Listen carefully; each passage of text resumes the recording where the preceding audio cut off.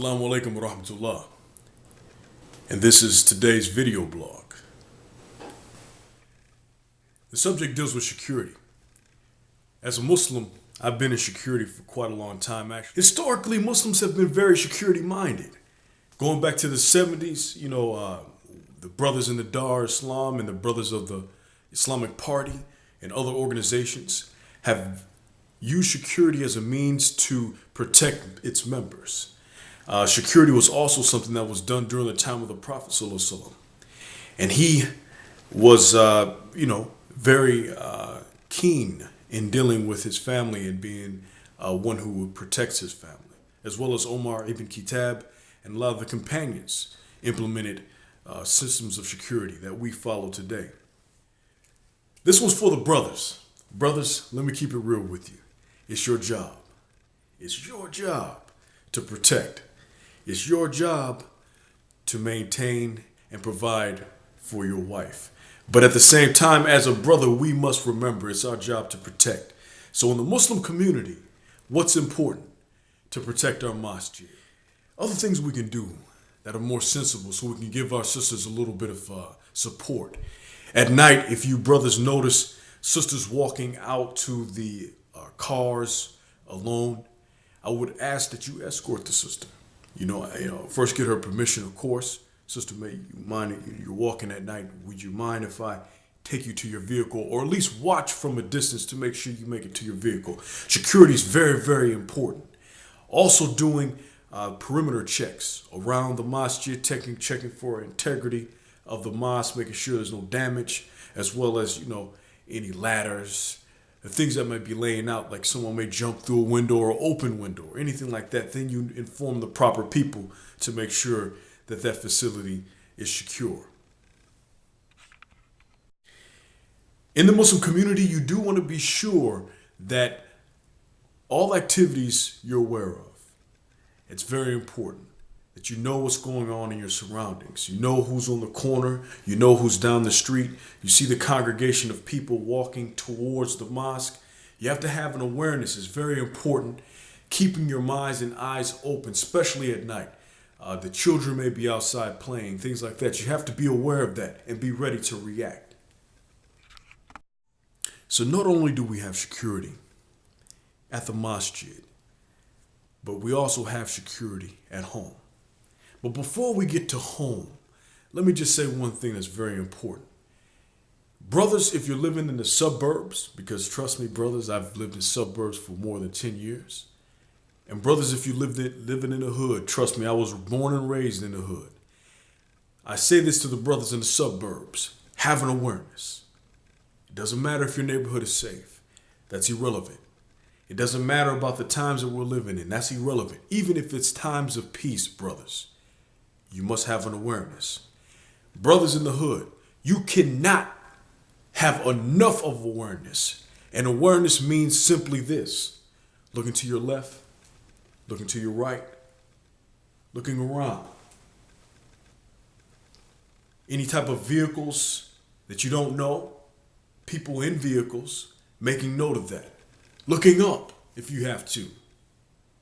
Very little to see up, but look up, look down. Be ready.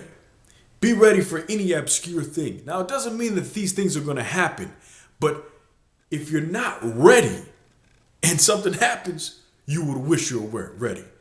Now, what am I saying? I'm not bringing in any theories. There's no spooky conspiracy theories. There's no need to be afraid. But as a Muslim, one who is a protector, he has to have an awareness, period. That's how we roll as Muslim men. We protect. Finally, the subject comes to in the home. We talked about elements of physical security, but we should cover a very important thing. You rely and trust solely in Allah. So when you come home at Maghrib, this is some of the practices of the Prophet. He used to recite Ayatul Kursi after Maghrib. You can do that.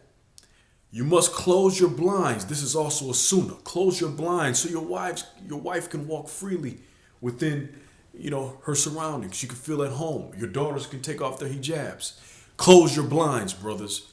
I've been to many homes Muslim homes at night, the brothers do not close their blinds. At Maghrib, close your blinds.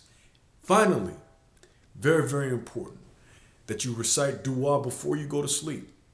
Next, have you a few elements of gear. We'll cover that in a second. Okay, we want to cover gear very quickly, and hopefully I don't run out of time. And essential pieces of gear for security is number one. This is a small flashlight. It's LED. LED runs off of batteries. So it's important that you have some type of LED or small flashlight by your bed. Very, very important, especially if you're a man. You may not have a weapon or anything like that, but if you hear a noise in the house or outside the house, you want to be able to take a light and find out and identify that individual. One good thing that I recommend is one of these LED lights. Now this one actually runs, as you can hear, on a wind-up crank mechanism. So it really will never run out of batteries. This is very important for you to have. Again, if you hear some noise in the house or outside, you're able to shine light on the suspect and be able to get some type of description or identification. Always on your phone, have an emergency call list. If it's brothers in the neighborhood, if you are one who relies on local police departments, have that, fire departments, all type of emergency numbers on the wall. This is essential not only for you to know, but for your wife to know when you're not home. Have a phone near your bed. Very important. I'm not a man that carries guns or anything like that, but if you're one of those brothers that carries guns, more power to you. I normally carry something to beat down nails. Oh, I'm sorry. I don't have any nails, but I carry a little something by the bed just for quick access. Now, the legality tells you that people on private property, you can make a detention.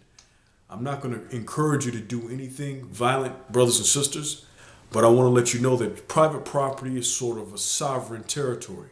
So you must be very swift in dealing with intruders. If it's questioning them, asking them what they're doing here, who are they, giving them warnings, these are things that have to be done. Now, brothers, be aware, security is very important, and even more so important at the home.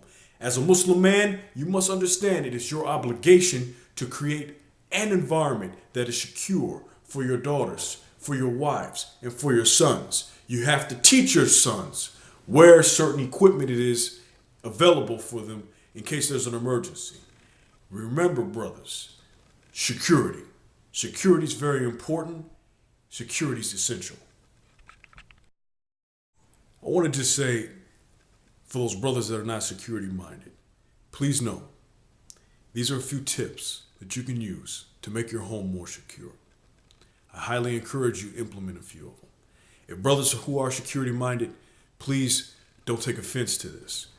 I only meant to use this as a means to educate those brothers who may not have that type of drive. Understand, brothers, any type of small security precautions that you take, you will definitely benefit from. Remember the few tips I've given you, and remember that security is definitely a sunnah.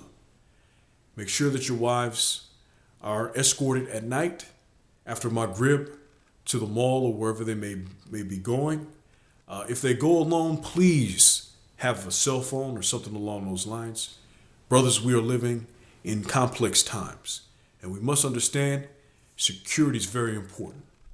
Very, very important. Inshallah, I hope this video acted as a very informative chapter among the many other video blogs that I have.